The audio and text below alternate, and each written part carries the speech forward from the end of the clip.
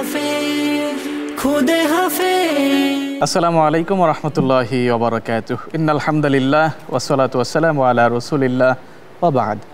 কাছে দূরে দেশ ও প্রবাসে যে যেখান থেকে সংযুক্ত হয়েছেন প্রিয় চ্যানেল এটিএন বাংলার পর্দায় আপনাদের সকলকে আন্তরিক মোবারকবাদ জানিয়ে শুরু করছি সকলের প্রিয় অনুষ্ঠান জাতীয় হিফজুল কোরআন প্রতিযোগিতা সেরা খুদে হাফেজ, পাওয়ার্ড বাই মুসলিম হজ গ্রুপ। সম্মানিত দর্শক মণ্ডলী, প্রতি পর্বের মতো এ পর্বেও আমাদের সাথে সম্মানিত তিনজন বিজ্ঞ বিচারক উপস্থিত রয়েছেন এবং রয়েছেন সম্মানিত তিনজন অতিথি।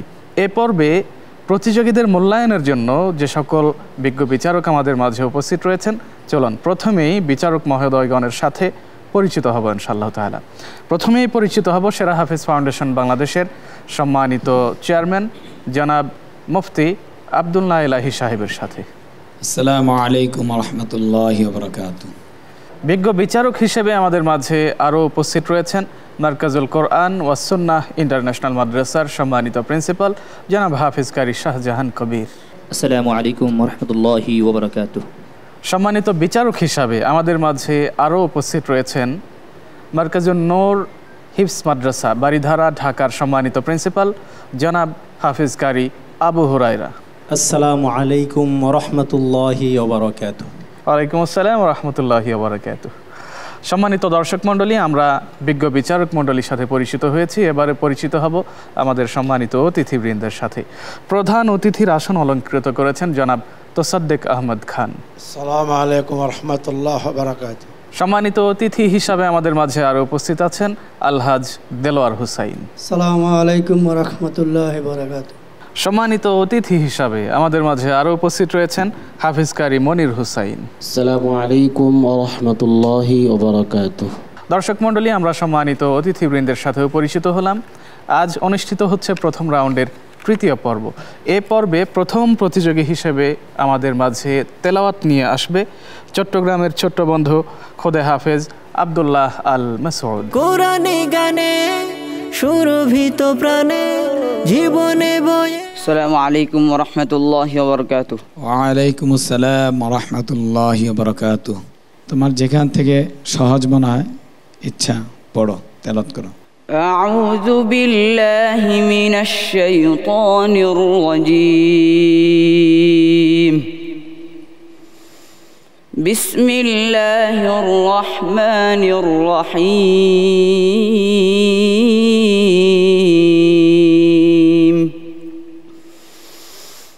ইয়া আইয়ুহাল্লাযীনা আমানু লা তাত্তাখিযু বিতানাতাম মিন দুনিকুম لا تتخذوا بطانة من دونكم لا يألونكم خبالا ودوا ما عنتم قد بدت البغضاء من أفواههم وما تخفي صدورهم أكبر قد بينا لكم الآيات إن كنتم تعقلون ها أنتم أولئك تحبونهم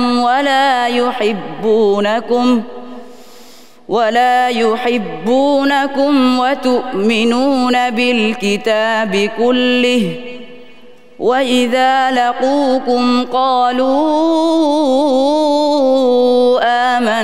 آمنا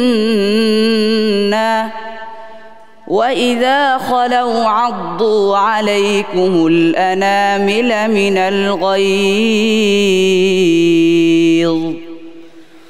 قل موتوا بغيظكم إن الله عليم بذات الصدور إن تمسسكم حسنة تسؤهم وإن تصبكم سيئة يفرحوا بها وإن تصبروا وتتقوا لا يضركم كيدهم شيئا إن الله بما يعملون محيط حسبك صدق الله العظيم মাশাআল্লাহ মাশাআল্লাহ মাশাআল্লাহ, চমৎকার তেলাওয়াত করেছো। তোমার অসাধারণ এই তেলাওয়াতের ব্যাপারে আমরা পরামর্শ গ্রহণ করব সম্মানিত প্রধান বিচারকের থেকে।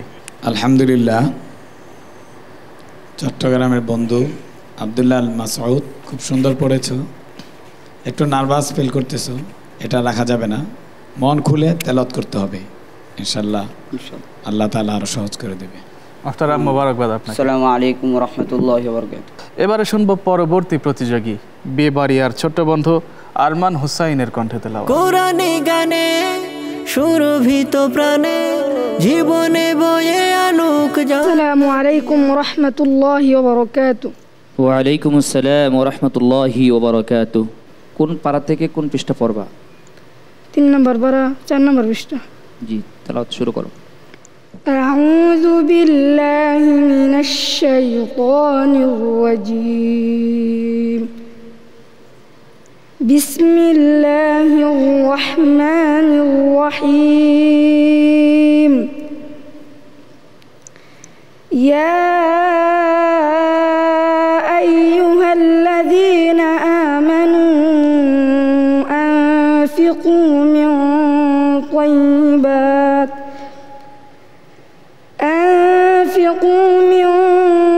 طيبات ما كسبتم ومما أخرجنا لكم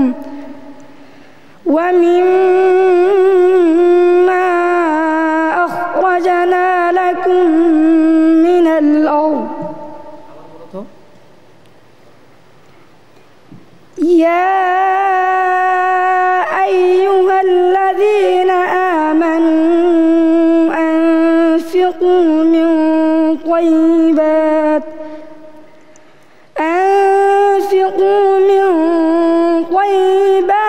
ما كسبتم ومما أخرجنا لكم من الأرض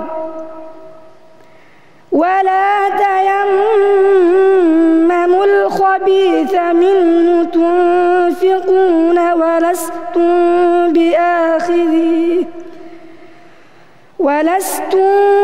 بآخذيه إلا أن تغمضوا فيه واعلموا أن الله غني حميد الشيطان يعدكم الفقر ويأمركم بالفحشاء والله يعدكم مغفرة منه وفضلا والله واسع عليم حسبك صدق الله العظيم মাশাআল্লাহ, ছোট্ট বন্ধু অসাধারণ তেলাওয়াত করেছো। তোমার এই তেলাওয়াত শুনে আমরা অভিভূত, চমৎকার তেলাওয়াত করেছো।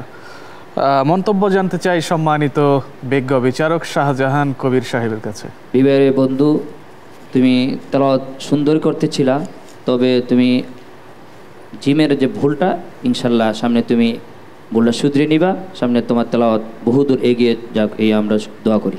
ছোট্ট বন্ধু চমৎকার পড়েছো, ধন্যবাদ তোমাকে। আসসালামু আলাইকুম রাহমাতুল্লাহি ওয়া বারাকাতুহু। দর্শক, আমরা আজকের প্রতিযোগিতার দ্বিতীয় প্রতিযোগীর তেলাওয়াত শুনলাম। এবারে শুনবো তৃতীয় প্রতিযোগীর তেলাওয়াত।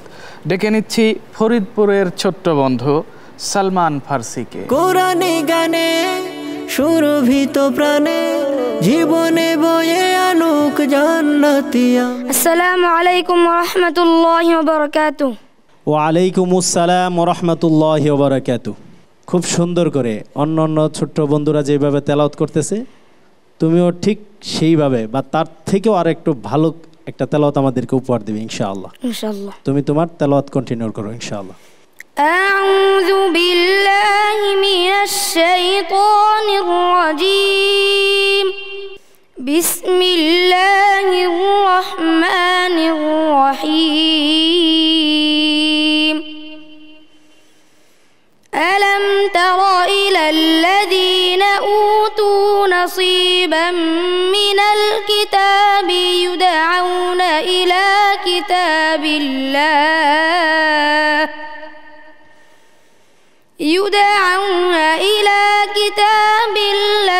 ليحكم بينهم ثم يتولى فريق منهم وهم معرضون ذلك بأنهم قالوا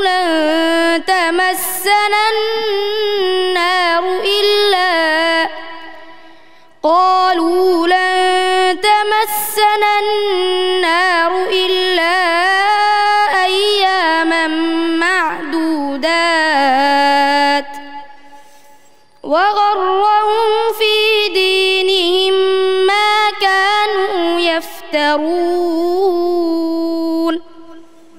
فكيف إذا جمعناهم ليوم لا ريب فيه ووفيت كل نفس ما كسبت وهم لا يظلمون حسبك صدق الله العظيم মাশাআল্লাহ ছোট্ট বন্ধু চমৎকার পড়েছো তোমার তেলাওয়াত অসাধারণ ছিল মোহতারাম তেলাওয়াতের ব্যাপারে মন্তব্য চাই আপনার কাছে বিসমিল্লাহি মাশাআল্লাহ আসলে তার তেলাওয়াত সুন্দর হচ্ছিল কিন্তু ওই যে আমি প্রথমে বললাম যে জীবনে প্রথম হয়তোবা টিভি রাউন্ডে আসছে সেজন্য একটু নার্ভাস ফিল করতেছো আর আরেকটু সমস্যা আছে সেটা হলো তোমার ওকফ ইক্তেদা এই দুইটা জিনিস আরেকটু খেয়াল করতে হবে যেখানে সেখানে থামা যাবে না সেখান থেকে টানাও যাবে না আসসালামু আলাইকুম ওয়া রাহমাতুল্লাহি ওয়া বারাকাতুহু সম্মানিত দর্শক মণ্ডলী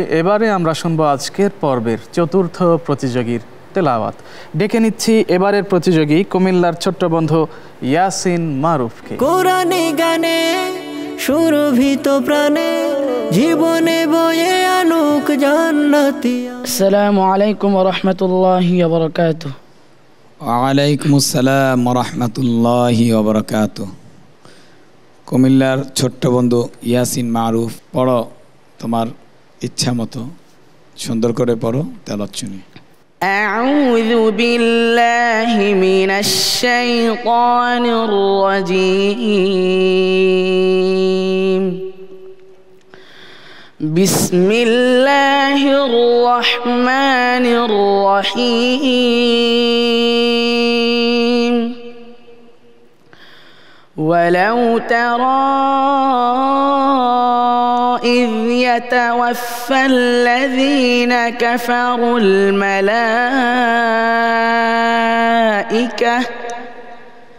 إذ يتوفى الذين كفروا الملائكة يضربون وجوههم وأدبارهم وذوقوا عذاب الحريق ذلك بما قدمت أيديكم وأن الله ليس بظلام للعبيد كدأب آل فرعون والذين من قبلهم كفروا بآيات الله فأخذهم الله بذنوبهم إن الله قوي شديد العقاب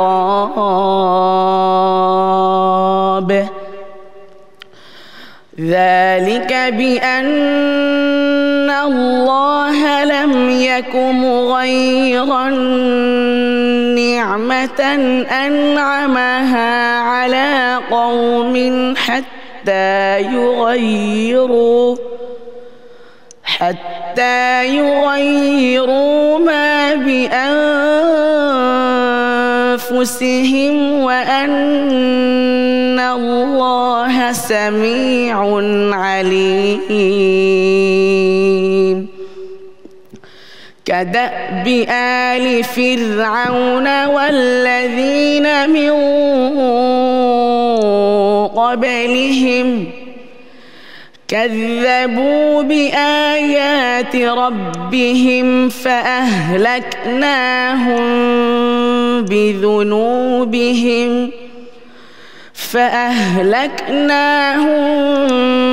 بذنوبهم وأغرقنا آل فرعون وكل كانوا ظالمين حسبك صدقت يا رب العالمين সম্মানিত প্রধান বিচারক, আপনার মূল্যায়ন জানতে চাই। মাশাআল্লাহ, তেলাওয়াত খুবই সুন্দর। তার তাজবিদের মধ্যে হা হা, আল্লাহু আল্লাহ, এই মাখরাজের হরফের উচ্চারণগুলা তার অনেকটাই এলোমেলো।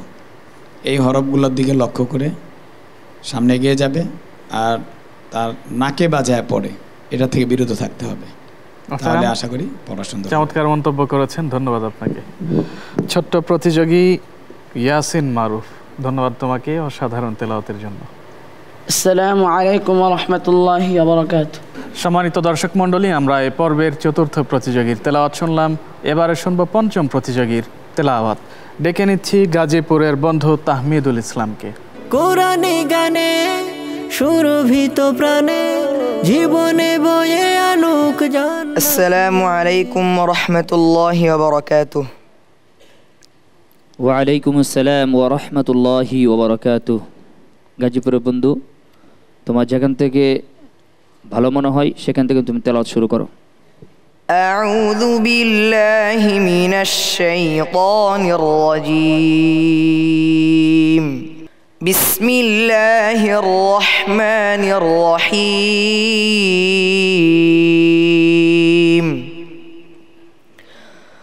ওয়ালিল্লাহি মুলকুস সামাওয়াতি ওয়াল আরদ والله على كل شيء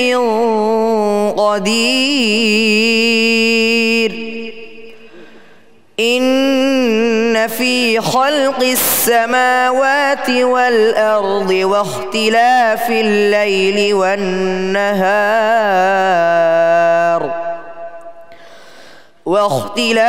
الليل والنهار لآيات لأولي الألباب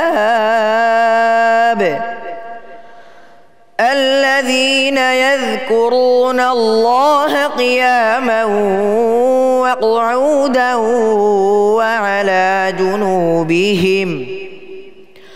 وعلى جنوبهم ويتفكرون في خلق السماوات والأرض ربنا ما خلقت هذا باطلا سبحانك فقنا عذاب النار ربنا إنك من تدخل النار فقد أخزيته وما للظالمين من أنصار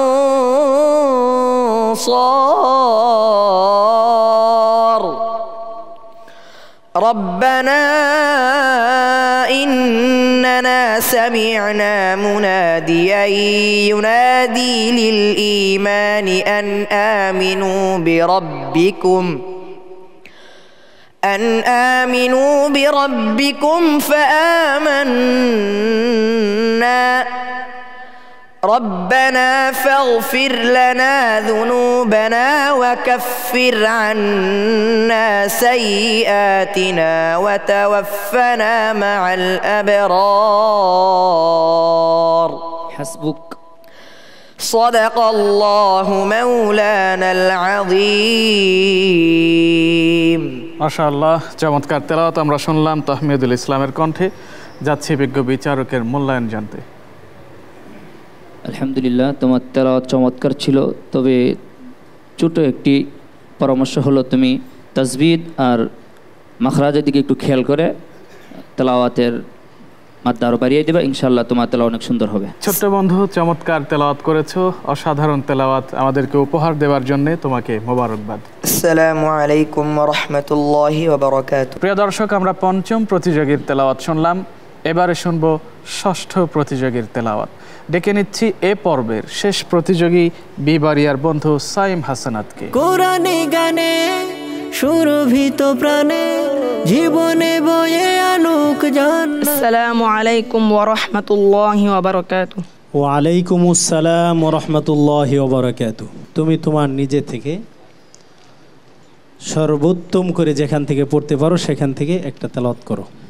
আউযু বিল্লাহি মিনাশ শাইতানির রাজীম। বিসমিল্লাহির রহমানির রহিম।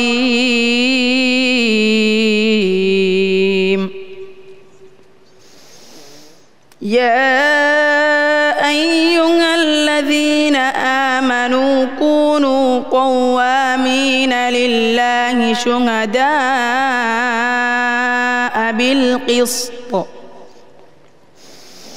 ولا يجرمنكم شنآن قوم على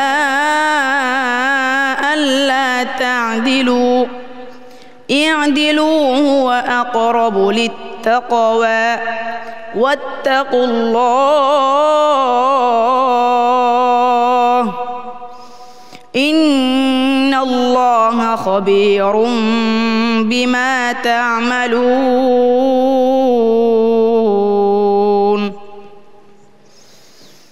وعد الله الذين آمنوا وعملوا الصالحات لهم مغفرة وأجر عظيم والذين كفروا وكذبوا بآياتنا أولئك أصحاب الجحيم يا أيها الذين آمنوا اذكروا نعمة الله عليكم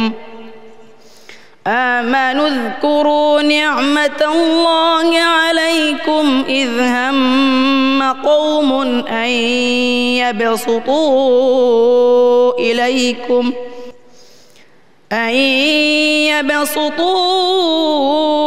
إليكم أيديهم فكف أيديهم عنكم واتقوا الله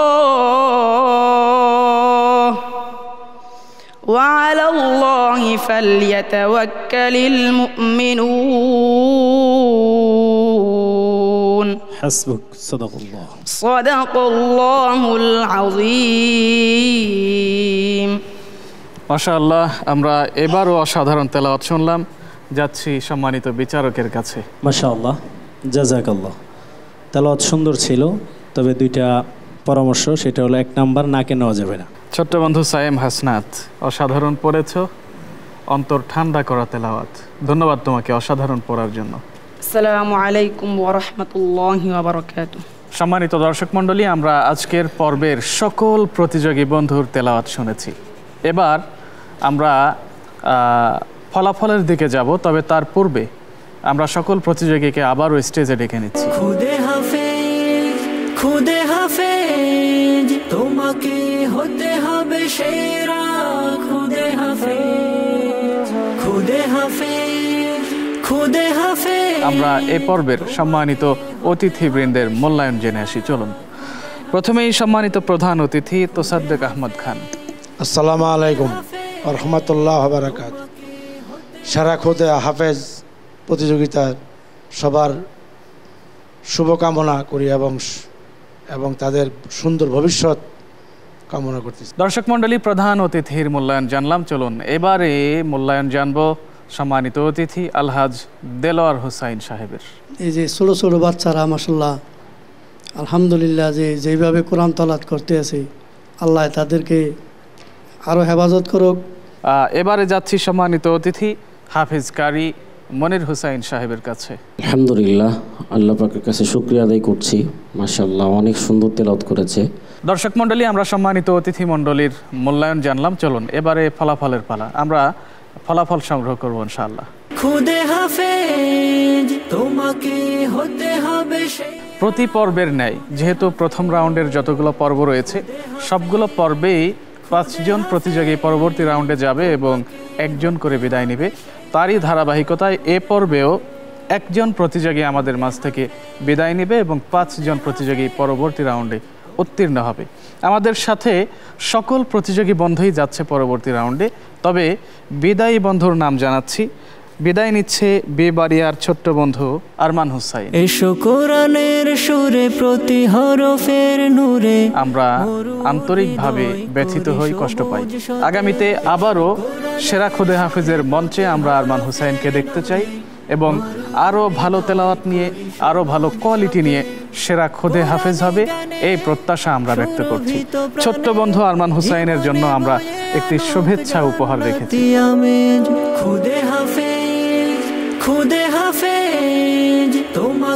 সম্মানিত দর্শক মণ্ডলী, আমরা দেখতে দেখতে চলে এসেছি অনুষ্ঠানের একেবারেই শেষ প্রান্তে। পরবর্তী পর্ব দেখার আমন্ত্রণ জানিয়ে এই পর্ব থেকে বিদায় নিচ্ছি। আসসালামু আলাইকুম ওয়া রাহমাতুল্লাহি ওয়া বারাকাতুহু।